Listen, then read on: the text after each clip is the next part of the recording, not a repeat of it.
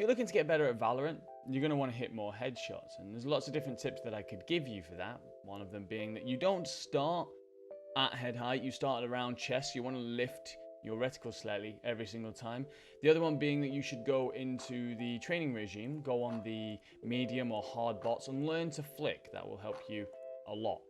But the one big tip, and the thing that everyone seems to have missed, is that there's actual markers in the game that show you where head height is in a lot of occasions. Places where those markers don't exist, you can make your own. This is common through a lot of first-person shooters, but I don't actually see the topic covered that much, and it's a tactic that a lot of pro players use, I myself use, and it's really, really effective at guessing where head height is going to be before they've even come around the corner.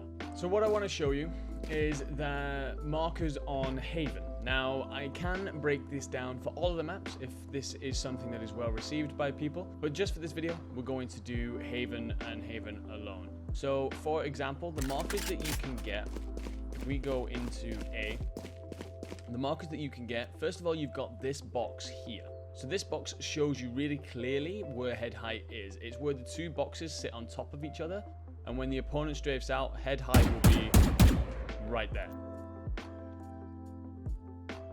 If you're looking into a short, you can use the floor as a guide, because what you do is you come up from the floor very slightly, and that gives you head height. You've got to be careful here because it is tempting to go too far, but you literally want to raise a tiny bit above the floor and then use the floor as a guide to show you where your head height should be.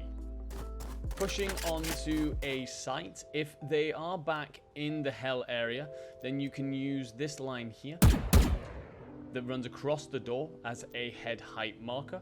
Otherwise, you want to use this line where it touches the box and lift to the top of that line to mark a headshot here.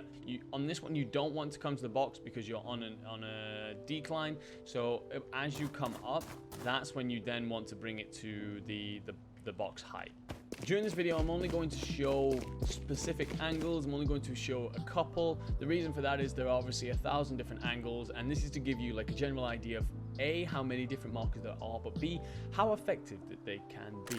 And the ones that I want to show you for B are, first of all, from window to garage, which is using the second middle line on the door. That's always going to be head height. You want to be aiming for this first door, not the second door. That's too far away. You want to be just there.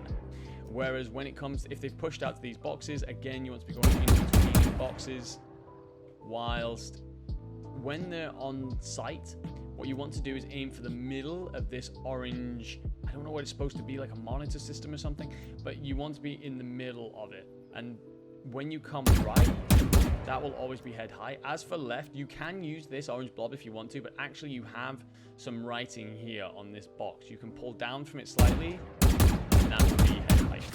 Again, on offense, looking towards garage, you want to be using these mid markers. When it comes to window, you have some like grayed out tile here. You want to be slightly above that. That would be head height. Again, you don't really have markers here, but you can use these darkened tiles, and you want to head for, you see how there's like a slightly darker patch here? That is head height when you come in. So if you're wanting to like look for head height, you want to be aiming for this slightly darker patch, okay? And lastly, attacking onto C from long. You want to use, if they're coming out of this left side, you want to use the platform here. So the platform will give you head height, and you just want to follow the rim of it. Again, towards the back, you just want to follow like this bottom corner, whereas the top, you want to be, if they're at this front angle here, you want to be following the more in the middle, top of it. But that will always be head height. That will always be head height. Obviously, if they're standing, not if they're crouching. So one of the most common areas for people to stand in on C-Long is this spot here. You can use the middle of these boxes. So as you're peeking, like you can use the middle of these boxes here to guide where you should be. Eventually you will learn these off by heart, but if you can use the middle of these boxes, that would be head height for you right there. On defense, you don't have as many markers. On this, you want to come down from the windowsill, but it's kind of hard. You don't really have much of a marker coming from this angle, but you want to make sure that you are underneath the windowsill. My crosshair fits perfectly as to where head height should be. So if the top of my crosshair should just about touch that windowsill when I'm in fire, then that will be head height. What you want to do is come into your own custom game and see where your crosshair lines up in compared to that windowsill to give you your own marker. If they've pushed onto sight, you want to use this box here as head height marker. So you want to use it to come across here with people coming out of garage, for example. Whilst looking from garage, you have the same markers. What I will stress though, because you are on an elevation, you want to go slightly under these mid markers, slightly under. You want to be very, very slight. If they are out in courtyard, then you want to use these X's on the door, or a good head height marker for someone who's standing at the back of courtyard. But if they're pushing through the door, you want to go underneath this one and more in line with the nearest marker on the door, with the line on the door. That will be your head height right there. Window's a difficult one. Window doesn't really have it. Again, you have the different colored tiles, and the one that I like to use for mine is this one here.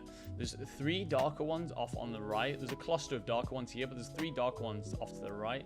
This one here, this middle one, provides a really good head height marker. It's hard to track because obviously it's not all the way across, but it is a really good one.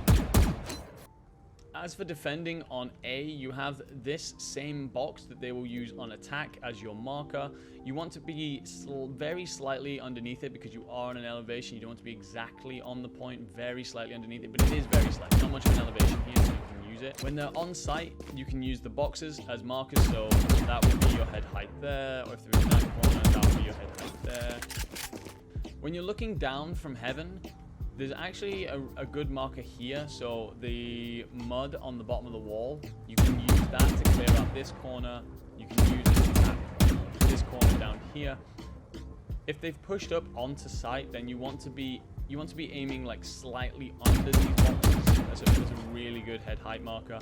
Whereas over here, these boxes actually still work. You can still tap away. Yeah, it's one of the reasons heaven is so advantageous. Not only do you have that height advantage, but you also have really good markers that you can spot out from locations.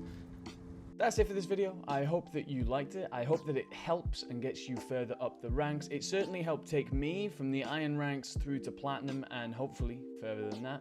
If you could leave a like, a subscription, as well as a comment as to whether or not you'll be using this, and any other headshot tips that you think are useful here, then I'd love to know. Take care, guys. Good luck with your Valorant games.